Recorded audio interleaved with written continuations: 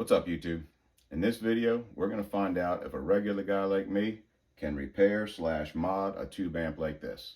First things first though, these things are dangerous. There's a lot of high voltage components in it. If you're not comfortable or you don't know what you're doing, they can hurt you.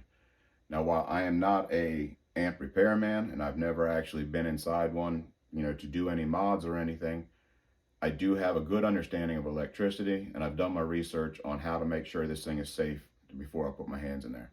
So if you're not comfortable, just don't mess with it. Pay somebody to fix it for you. So what are we dealing with today? We're dealing with a Fender Hot Rod Deluxe, one of the most popular amps out there, but it's kind of a love-hate relationship. You hear a lot of bad stuff about them, you hear a lot of good stuff about them. So far, it sounds okay to me, but it's got a lot of issues. So one of the issues we have is on channel 1. Let me take it off standby. Number 1, you can hear the hum. There's always like that hum. And it's also way too quiet. If I wiggle that, you can hear that. That's coming in. So that's the first problem. Input jack 1 is not good. Put it in 2.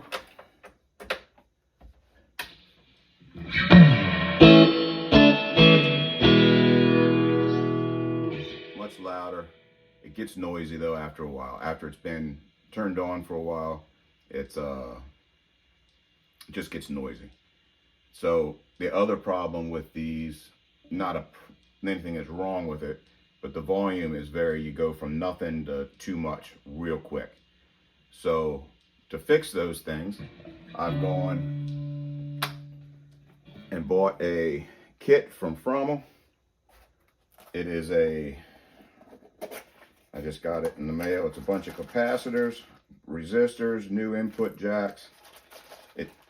It's gonna fix the problem I have. I already looked in the back. I have capacitors that are leaking. This kit has everything that's gonna repair what's wrong with this amp, but it's also going to make a lot of the things that people complain about the amp, even when it's working right. It's going to take care of those things like the volume, the reverb is much more usable. The dirty channel is a much more usable. This, you can look it up. It's a Fromel kit. Gets really good reviews. I also went to Tube Depot and got a brand new set of tubes for it. So we're going to open this thing up and start working. All right, I got the back off of this. That's what we're looking at. I want to show you a couple things. I've already got this amp safe to work on. The capacitors on these leak right there. If you can see, this one right here is better. You can see it right there where it's leaking. You got that like gooey stuff coming out of the bottom. That one's leaking, that one's leaking. That one and the big one over here are not. Another problem that these have, and mine is actually okay, but these resistors right here get really hot, and sometimes you'll see the boards burned up here or up here. You'll see the boards. All of those things get replaced with that Fromel kit that I have. So that's what we're dealing with. That's what the inside of this Hot Rod Deluxe looks like. Okay, step 1 of the directions for the Fromel kit. Make sure all my parts were good. So I have all the capacitors and resistors and everything. It's all right here. I've gone through it. It matches what's in the kit. My parts list matches what I got, so we're good. Step 2. Take off all these chicken knobs and these screws back here in the back on the circuit board. We're going to remove that circuit board down out of there. So I'm going to get started on doing that.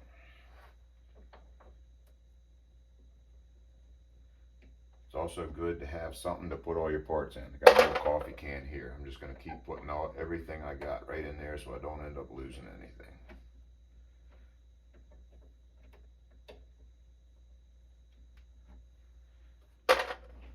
Okay, I already screwed up. Took off all these, and then I took off the screws here and started removing this PCB board. wasn't supposed to. Take everything off of here, leave those. The next step is to remove, there's 2 small PCBs for the tube the tube sockets. So I got to take those out first. I got to remove these wires and mark each one. So lesson learned. Luckily I didn't screw anything up, I don't think. Read the directions very thoroughly. So that's where I'm going to go now. I'm going to remove these 2 PCBs. I'm going to start removing these wires, marking each one as I take them off, and then I think everything's going to come out together. So that's where we're going to go. Okay, I want to give you a close-up of what I've done, what I just did. So first thing, you know, I took off all of these too soon, but I put one back on to hold it up. So since then, we have removed all of these wires here. These were all connected on here. They're coming from this and this over to the circuit board. From that over to here. So each one of these, if you can see, is marked P4, P2. So on each one of these, I wrote, you know, the number, what they came off of with a Sharpie, so that I can put it back together when I'm done. I also removed all of the tubes down here. There's where each one of these are, there's a screw underneath that holds it. So I took out all of those. So these PCB boards are loose. All of the screws on the back of this are loose. And the screw here on this ground wire from the chassis, I took that off. So I do believe now everything is ready to pull down to where we can start removing components. So let's get to that. All right, we got everything unhooked. Everything, I got the tube PCB board is out. This is free from the top. I can actually pull it down now and get it out and get to the solder side of the PCB board. And this is where we need to get to start removing components and adding components. So at this point, need to get the soldering irons out, the desoldering iron out, and the soldering iron, and get started on that. This might be as far as I go tonight, but I'll continue the video whenever I get ready to start removing stuff from the board.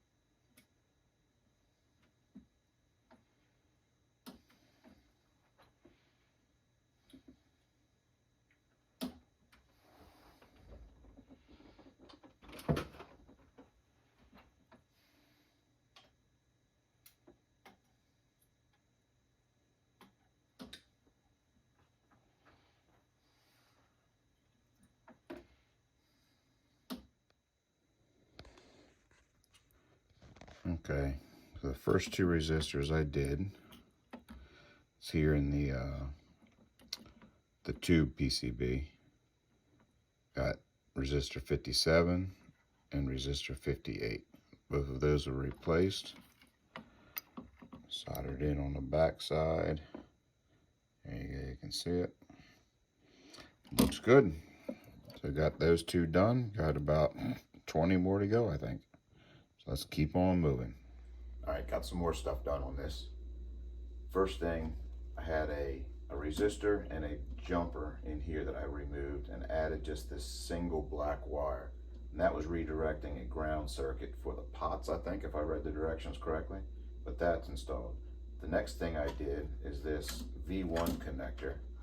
There used to be a ribbon cable like this and two coax cables on here. I removed all that, rewired this separately, twisting the pairs of wires coming from the main board to the tube board, and that was in an attempt to make things quiet.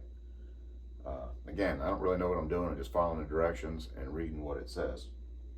But one thing, the next step I have to do is remove a bunch of components from the main board. I started going through my parts and I realized that I had to replace 3 of the pots. I only had 1 pot in my kit. So I contacted Fromel, and I was supposed to have 2 more. They were great about it. They put the 2 extra pots in the mail to me. But this is about, video ways, it's the next step, but it's actually about 2 weeks later from when I was working on this last. But I got the new pots. The next step is going to be to go in here and start removing all of the components that need to be removed, and we'll go from there. So let's get to work. C23.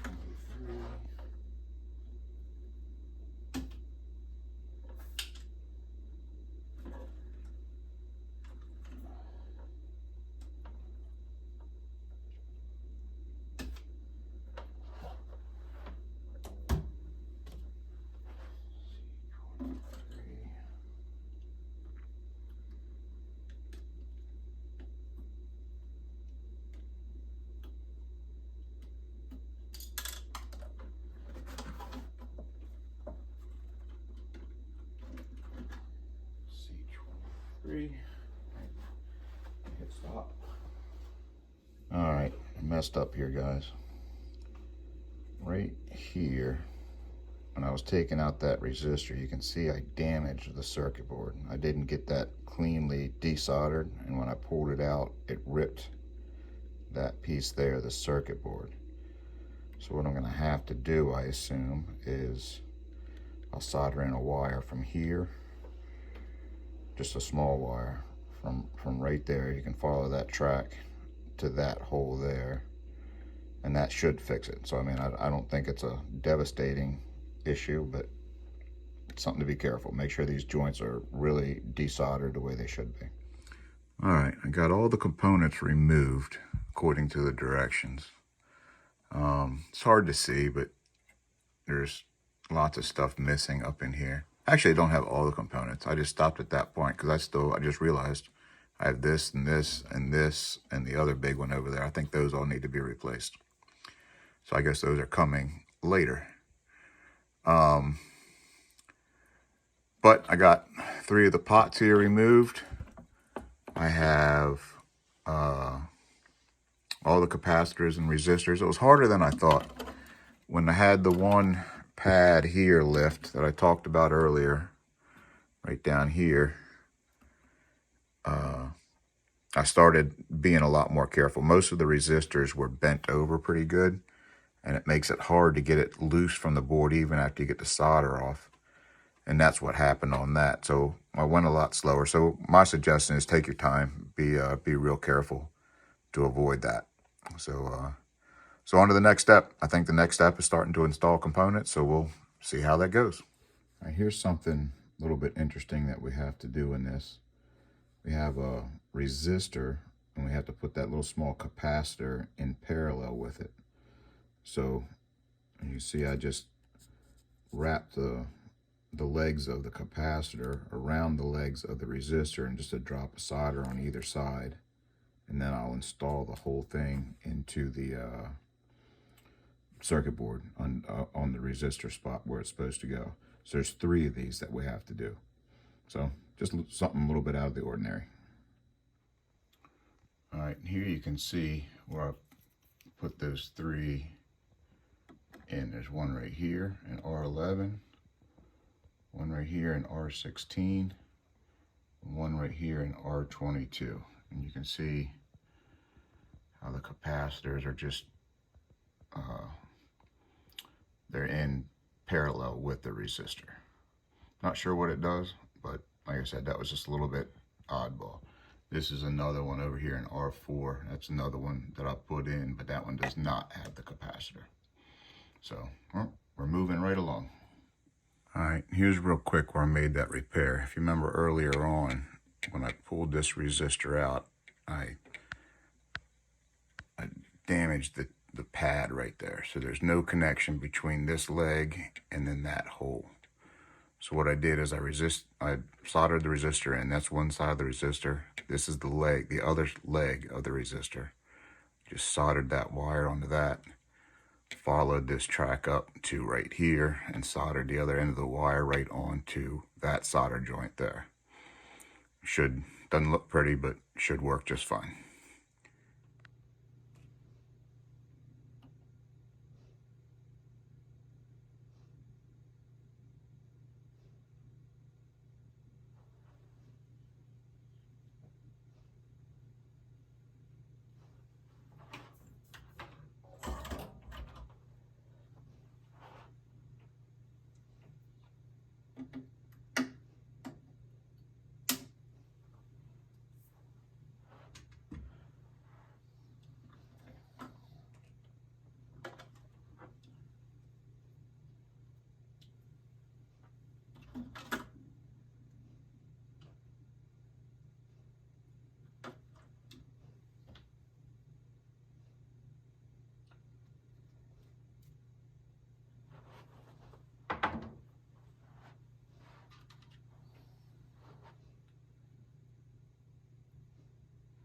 This is the last soldering that I need to do, I do believe.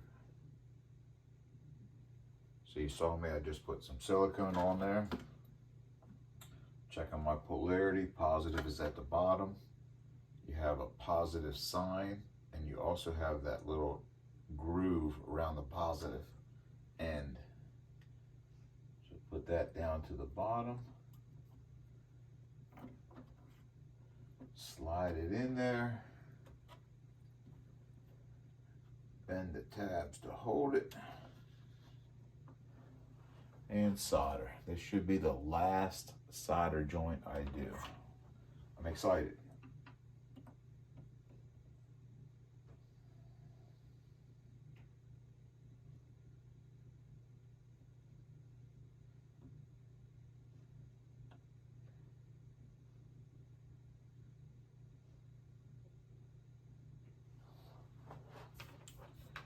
All right, clip these leads.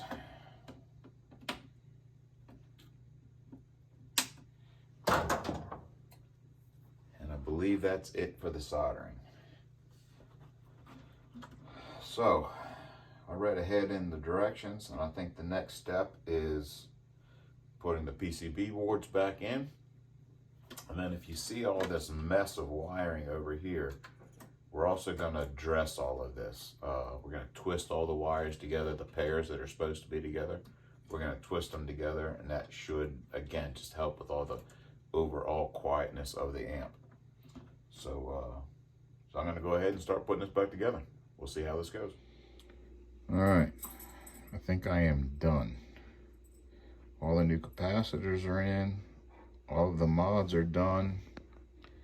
If you look over here, I have all these wires dressed. You twisted all the pairs together. Got all new tubes in it. Got those from Tube Depot. They're all JJ tubes. So I think we're set. I'm gonna try this thing out. All right, I think we're about ready to turn this thing on. Not gonna lie, I'm a bit nervous. Followed the directions, did what they told me to do. So, hey, fingers crossed. We're gonna plug it in. You're gonna find out with me. Find out if this thing is gonna work. All right, it is plugged in. No smoke. Turn it on. Still no smoke. I got my tubes starting to glow.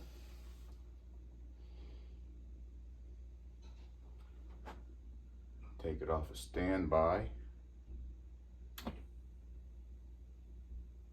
Hey, not a lot of noise. This is looking good. My light's working. That wasn't working before. All right, I'm gonna grab a guitar and plug in and see what happens. I think we're good. All right, some bad news. Plugged the guitar in, had no sound at all. Plug it into the effects return and it works. So been back and forth to Fromel. Those guys are great. They've been looking at my work. Told me to check a couple things. I didn't see anything wired wrong, but checked a couple things. But still couldn't find it. So I just been going back through and checking everything. And I found something right here. I'm gonna bring the camera in close and show you. Fingers crossed. Hopefully this is gonna fix it. But let me bring you in. All right, so what we got is right here. I was checking continuity of all my connections, and I had no continuity from here. If you follow that line around to right here, I didn't have continuity. But it's hard to see it, but that I lifted the pad on this one and didn't know it. So what I've done is I've scraped a little bit of the green stuff off of there, and I now have continuity from that little bit of shiny metal you can see there and that. So I'm gonna flow some solder from here onto that. Hopefully I'll have continuity, and at that point, fingers crossed, the amp's gonna work. So let's see what happens. Guess what? It works.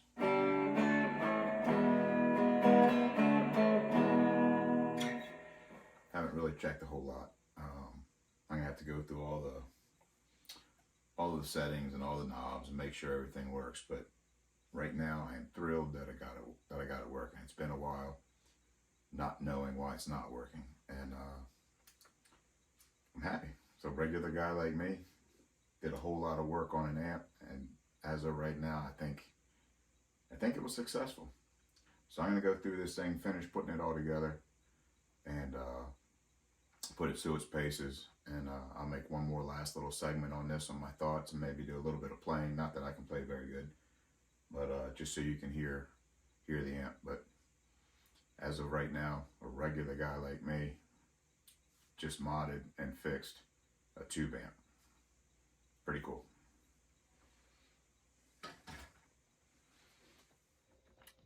Getting ready to button this thing all up. I wanted to show you all one last thing.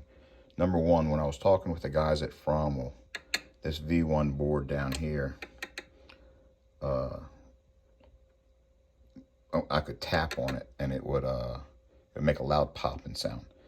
So he knew there was an issue in there, and he asked me to reflow all of the solder joints on this one. And when I was looking at them, I saw that I didn't have a couple of them done very well. So I reflowed all the solder joints on that. Like, that wasn't causing my problem, but down the road it could have been a problem.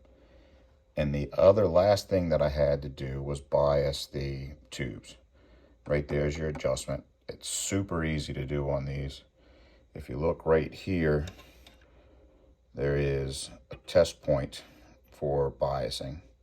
So you just put your positive lead on a multimeter there, put your negative lead here on the chassis, and you adjust this right here until you get 60. You have to put a matte set of tubes in there because this biases them both at the same time.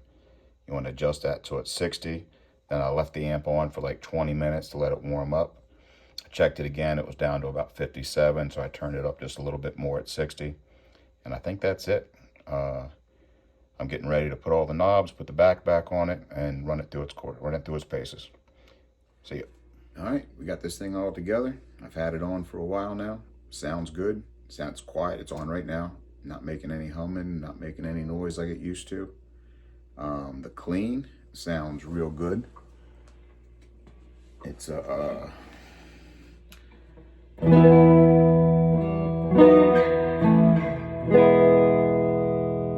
sounds nice to me.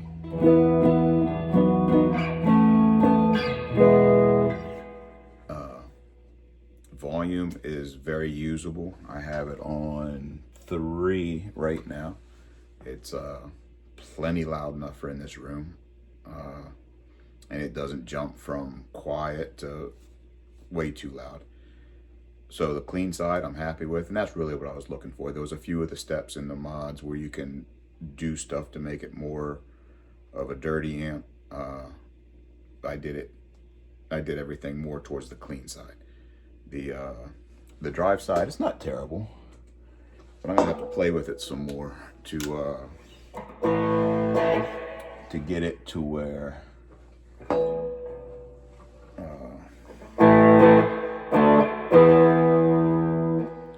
you know, I'll have to play with that one some more. But overall, you know, this kit on Fromel's thing, the difficult level was 2 out of 3, and I had my challenges for sure. But again, I'm not a repair guy. You know, I'm just a regular dude that likes guitars. It said 2 hours for completion. That was the recommended time. I got weeks into this thing at this point. Now, obviously, I can't work on it straight through. I'm working on it when I can, but I have way more than 2 hours into this. But to wrap it up, I'm super happy. I have an amp that I traded a parts caster for that I didn't have a lot of money into. I traded that for the amp, and I got about $300 in parts. I put all new tubes in it and the kit from Fromel, and I think I got a keeper. I think it's going to be a great amp. So if you're thinking about it, you have the tools. You need really a multimeter, a solder gun, a solder sucker, and some time and patience. But I recommend it. The guys at Fromel are great. I'll put a link to their website in the description so you can check out their products. They do, you know, mods for all kinds of amp, not just the hot rod. So there you go. Can a regular guy fix and mod an amp?